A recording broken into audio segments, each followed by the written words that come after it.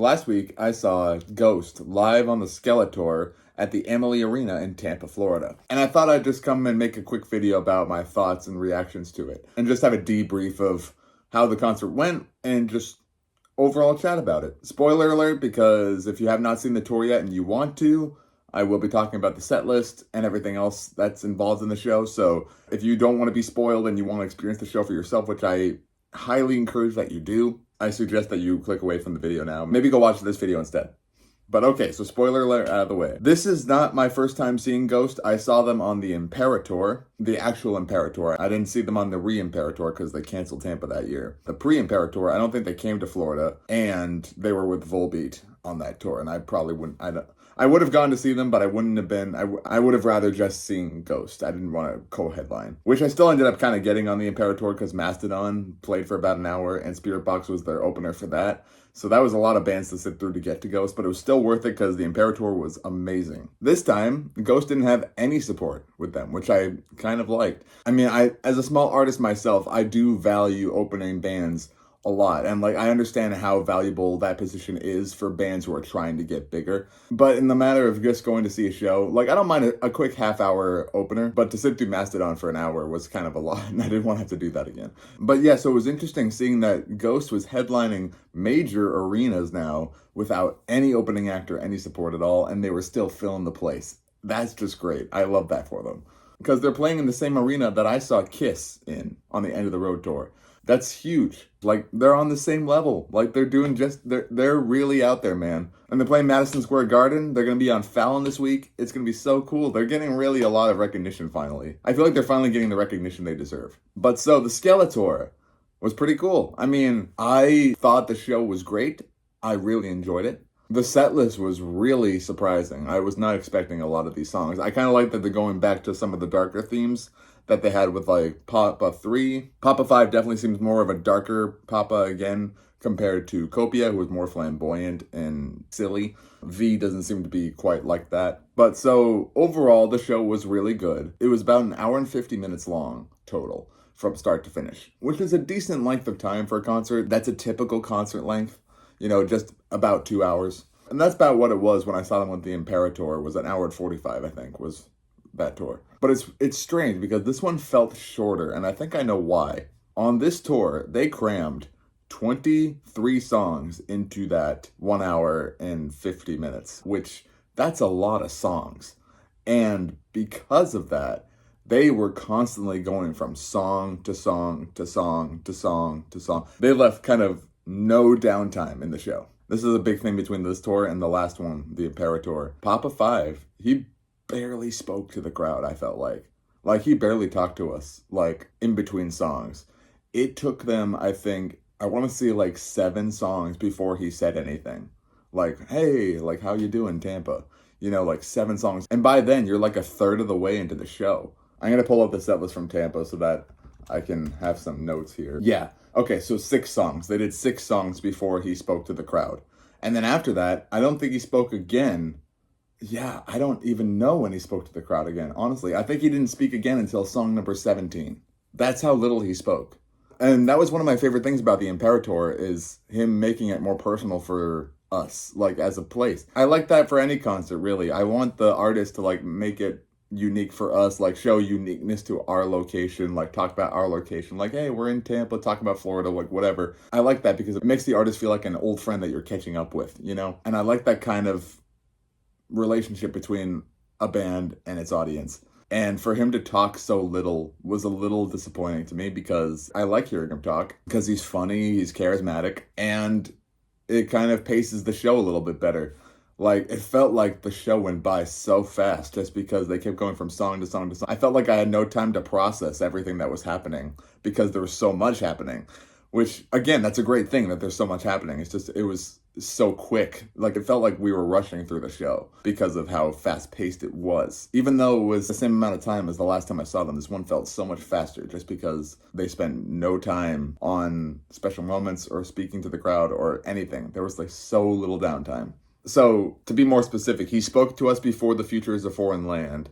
And then I don't think he spoke again until before Kiss the Go-Goat. And then he spoke to us before Monstrance Clock. And he's talked a lot more at the end. He talked more for Mariana Cross and Square Hammer. But that was kind of it. Like, he spoke to us maybe a grand total of 5 times. And some of those were like really minute. Like, as the song was transitioning, he said a couple things. So like, that was my one major complaint about the show itself, was I felt like it needed more pacing, and I wanted to hear from him more. Because I still feel like I have no idea who V is. I feel like he's never, I feel like I know so little about his character, because I've listened, like, he doesn't talk. Like, he seems so silent. The other thing about our location. Now, I was sitting very high up. Like, I was in the top section. And off to the right of the stage, as you're facing the stage, we were way up on like the back right of the arena. And from up there, it might just be where we were sitting, but the mix of the instruments was nowhere near as good as it was on the Imperator. Now, I don't blame Ghost for that. It might not be anyone to blame but ourselves, because that's where we chose to sit. But from up there, specifically the drums were really out of mix, it seemed. Like, the basses were really heavy. Like, the low ends were really heavy. Like, you could hear those great. But like, the higher pitched stuff, like the toms, the cymbals, the crashes, the hi-hat, like, all that stuff felt very drowned out by the heavy bass and everything else. Like, it just didn't come across very well like it did on the last tour. On the last tour, the Imperator, we were straight back. We were like literally in the last row all the way up, and we were straight behind the sound mix. It was perfect. It was so good, especially after sitting through Mastodon, and their mix was not very good. And then Ghost came out, and their mix was absolutely perfect. It was fantastic. So I was just surprised that it wasn't nearly as good as it was last time. But again, it could be where we were sitting. And also, this was a much bigger arena, because the last time we saw them, it was at the Yuengling Center. It was like half the size of Amalie Arena. So, you know, and going back to him talking to us, it was also hard to understand what he was saying, which is surprising, because this is the first tour he doesn't have the mask on. But he would talk into the mic, and all 3 of us, like my friends and I, we would turn to each other and be like, what did he just say? Like, I don't know what he said. Especially when he was talking during a song. I had no idea what he was saying at times, which made me sad, because I really wanted to know. But it was just, again, this could be just where we were sitting, and the acoustics we were just like in a bad acoustic spot. But it was just hard to understand what he was talking about. And I'm kind of sad about that, because I wanted to hear him. I like hearing him talk. But so yeah, those are like the 2 critiques I have. I appreciate the amount of songs that were played. I just wish it weren't so rushed that it felt like it was over like that. And 2, the mix I felt like could have been a bit better. But again, it could just be where we were sitting. And that's just how it goes.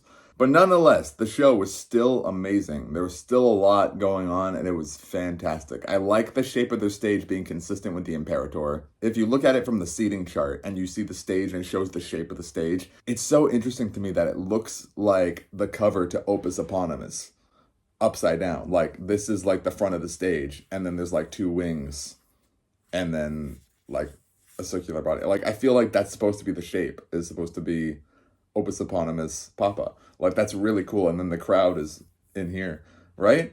Am I wrong? Or am I just, I don't know. I feel like that's so cool. So I like that they have their own unique stage setup. I love the curtain at the beginning and Papa showing up on the screen. Peacefield has like immediately like become one of my favorite songs now, because I love how it is live. I was not expecting it to work that well live, to be honest, because I was trying to imagine it when I first heard it. I was like, how are they going to drop the curtain to this? Like, I was like, are they really going to wait that long? Because like, that's like a minute and a half into the song. It's like, that's such a long time to have the curtain just there.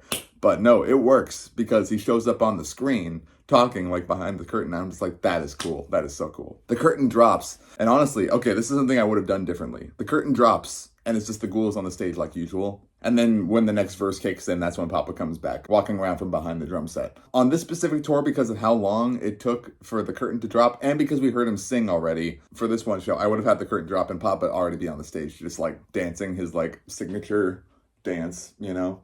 That's what I would have done if I were designing the tour. But anyway, that's a very small critique. There's like all these small, really small ideas that I have. I felt like walking from behind the drums was just like, no, it would have been cool if you were just there when the curtain dropped to reveal yourself. Like, we just want to see you full of energy, because like, that's the big adrenaline rush. And the song has already started. So like, you should be there, right? That's just how I think about it. Anyway, so the opening was great. I loved Lacrima and Spirit. I've been waiting to hear Spirit for so long. I was a little annoyed because this is not Ghost. In our row, there were people sitting in the wrong seats. And so the people who had them came during Lacrima, and they had to go get security to go talk to the people sitting next to me to move seats because they were in the wrong seat. And that was all happening during Lacrima and Spirit. So like the security dude was like leaning right in front of my face for both of those songs, and it was like really distracting. So that kind of made me sad, but I still enjoyed the songs.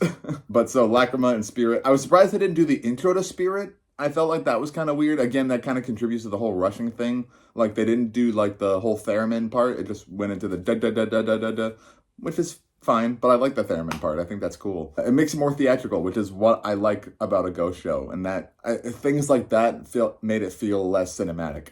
But from Spirit, they went into Perispera, which is really cool. That was a good addition to the US leg of the tour. I know Europe didn't get that. Perispera is really cool. I'm all for like deep Infestissumum stuff. After Perispera, we got From the Pinnacle to the Pit instead of Faith, which I was happy about because we had Faith on the last tour, so we got something different, which I like. It's interesting that they seem to switch out those two specific songs like on and off consistently between tours. Like this is like the third or fourth tour they've had those switching off. Then we had Call Me Little Sunshine instead of Majesty, which is cool. I was happy about that because, as you'll hear me talk about, there was a lot of Meliora on this tour. A lot of Meliora on this tour. Like, they played almost every single song except for Absolution and Deus and Absentia. Not Spokes Tonight, but, like, I don't count that. That's just, like, a little interlude. But, yeah. So, not to have Majesty balanced it a little bit more between albums. And we got Call Me Little Sunshine. Impera is my favorite album, so very happy about that. And during Call Me Little Sunshine is when he was in the robes, and in the back of the stage, he gets lifted up. There's, like, a stage lift, and he's giant, like, massive, like, crazy looking with the purple robes, like he is like 10 feet tall. Now, that was really cool. I thought it could have been cooler if it was at the front of the stage so we could see him better. Just my thing, but still really cool. The other thing is, I saw video footage of that, like somebody snuck in their phone or something, and I'm very confused about how that works. If you've seen this tour, maybe you'll agree with me. From a close-up look at that thing, it looks inhuman. Like, it doesn't look like Tobias is actually in that. Like, it looked like an animatronic. And I've seen people make videos about that, like, making fun of it, like, using Five Nights at Freddy's music and as he's moving. And I was like, is it a puppet? Like, I thought it was real. But maybe it's an animatronic, and, like, Tobias controls it from, like, below the stage or something like that. Because the movements looks very animatronic-like. But I didn't know if his body was like buried in that thing because it's massive. Like he had the metal hands, like he wasn't holding a microphone up to his face to sing it.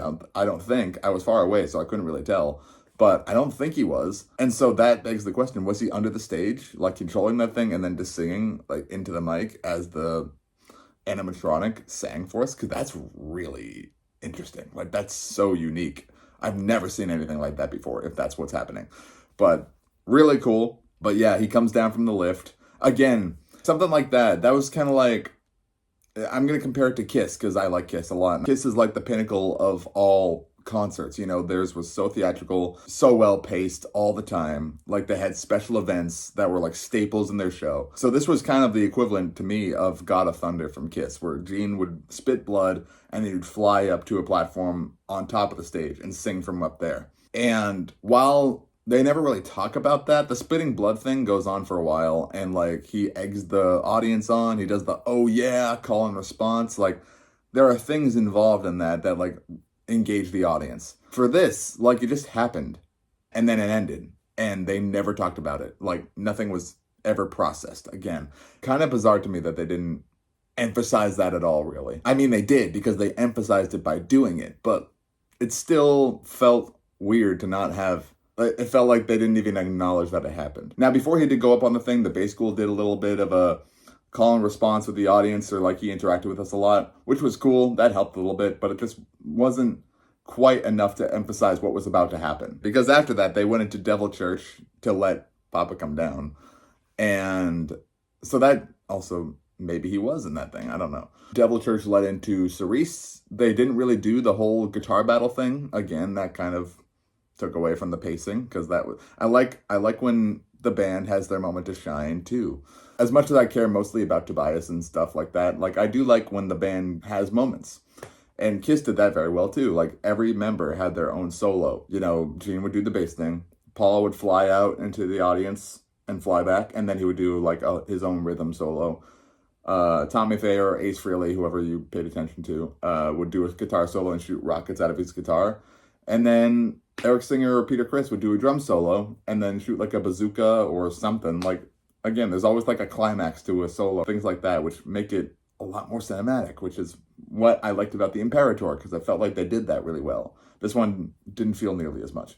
After Cerise was fine. He came out in like the Nosferatu jacket, which was really cool. I like that a lot. He looks super cool in that. After Cerise, they did Darkness at the Heart of My Love, which was a huge surprise. Like, I was not, out of all Impera songs, that's the one I expected to never really be played live. I was very pleasantly surprised to hear that one. It sounded so good live. Like, we were right on the bar, on the upper section, like looking over, like you could just fall into the next section if you weren't careful. During the part where key changes and there's a solo, that part, I was like, I have to be careful. Like, cause I was like melting, like we were standing, I was like melting backwards, like this is so good. And like, if I wasn't careful, I would let myself just like fall right over the thing because I was just like so into it. That was a really good song. Call Me a Little Sunshine and Darkness at the Heart of My Love were the best mixed songs of the night for me. They sounded the best. Oh, I forgot about Future is a Foreign Land. That's what happened after Call Me a Little Sunshine, not Devil Church. That's right. There was kind of like an awkward silence between Call Me a Little Sunshine and Future is a Foreign Land because that's when Papa first talked to us, was before Future.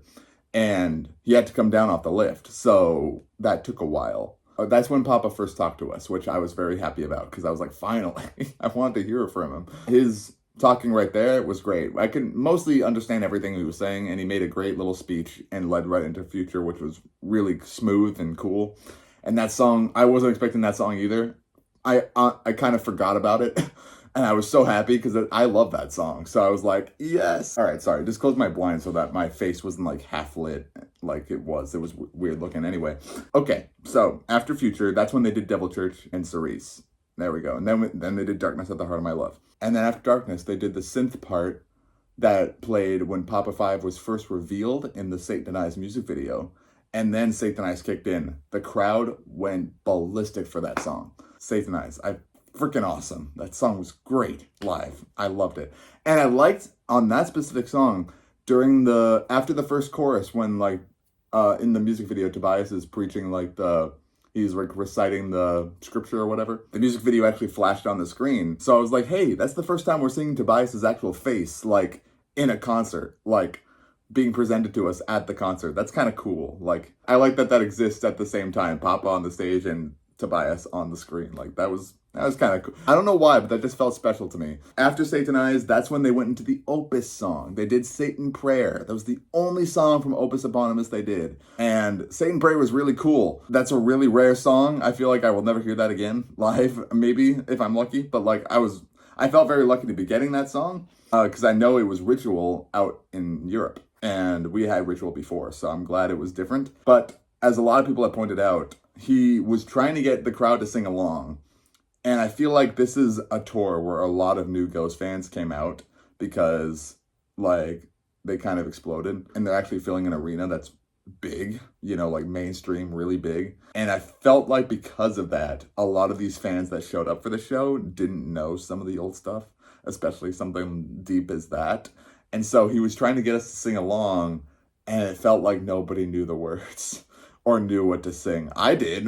We all did. We were screaming and like trying to like make up for everybody else not doing it. But they seemed like it wasn't hitting. So I know in Miami, which is this, I'm still bummed about this. Miami, they switched it to Stand By Him. And that was one that I was craving to have because I love that song. That's one of my favorite Ghost songs, Stand By Him. That was like one of my first really favorite Ghost songs when I first discovered them, because I discovered them during prequel era. So Marion Cross hadn't come out yet, Impera hadn't come out yet, no Peacefield, no Lacrima, no nothing. So Stand By Him to me was like a standout song. Like that was my favorite song before Marion Cross came out. And then Spillways came out and Griftwood, all those great ones. But yeah, but still Satan Prayer was really cool. I felt like that was really special and rare and unique. I like that. Last time we had Prime Mover, so We've had some pretty rare songs on the shows that we've seen. After Satan Parade, they did Umbra. That one's really good too. They emphasized the cowbell on that one. Tobias like raised out of the stage with the cowbell in hand, looking like a hero, like, I got it. I got the cowbell. I liked that. That was cool. And Umbra as a song, fantastic. I love that song. That's up there on Skeletour for sure. Now, that was the last Skeletour song they played.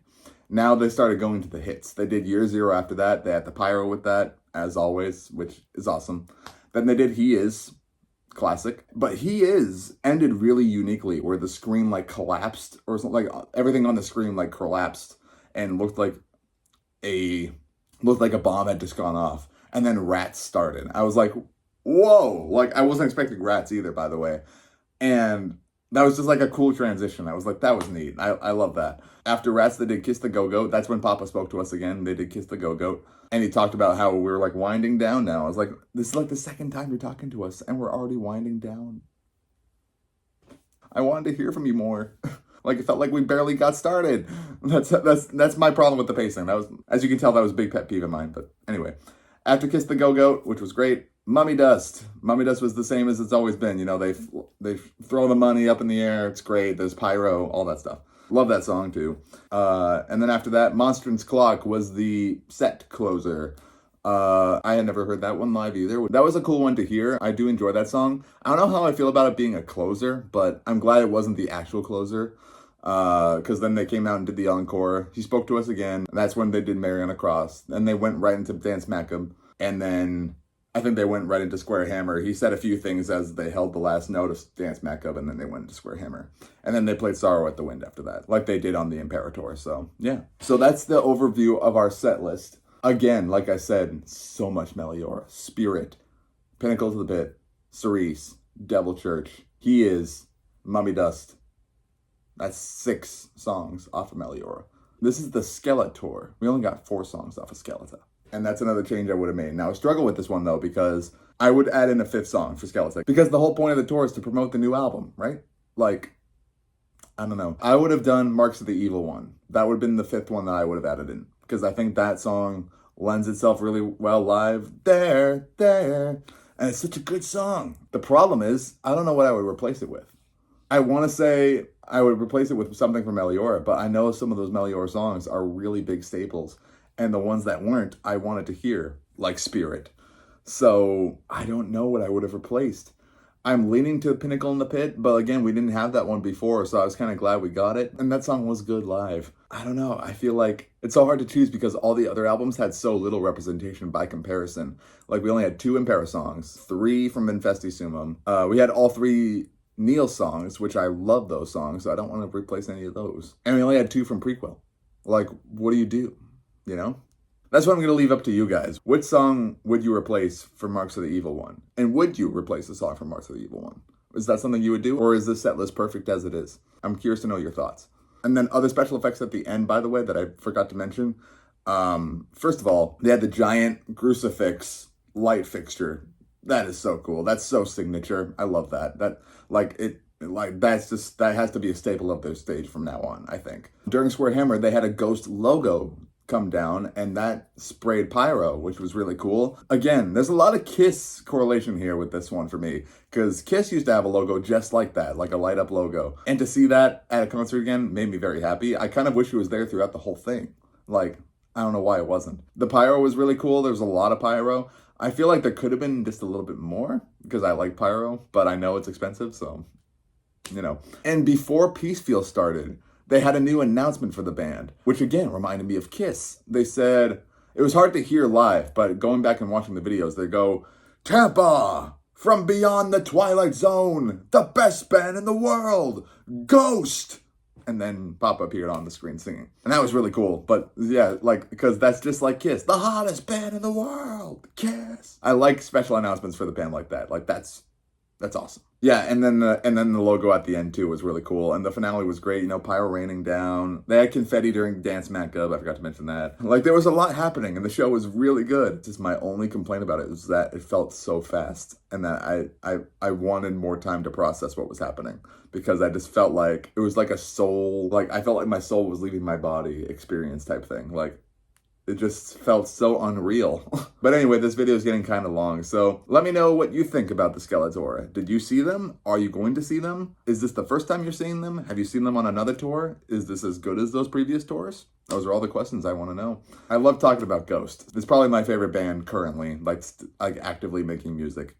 So good. I love that they're bringing rock and roll back to mainstream music. They proved that rock is not dead, and I love them for that. Anyway, guys, thanks so much for watching. If you enjoyed this review and debrief of the Ghost tour, hit that like button down below. Helps me out a lot. And also subscribe if you're interested in more content like this. I do a lot of reaction videos now. I've just started reacting to a lot of new music. I have a lot more albums to listen to. I know the Lady Gaga one was a big hit. People want me to hear more Gaga. I have not heard Passiflora yet, which is like the Lost Tobias Forge album. I haven't heard that yet. I'm planning to listen to that. Sleep Token is a band I'm looking to check out.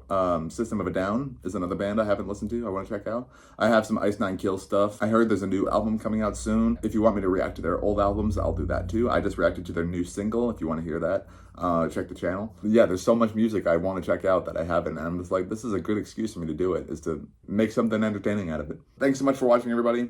I'll see you next time.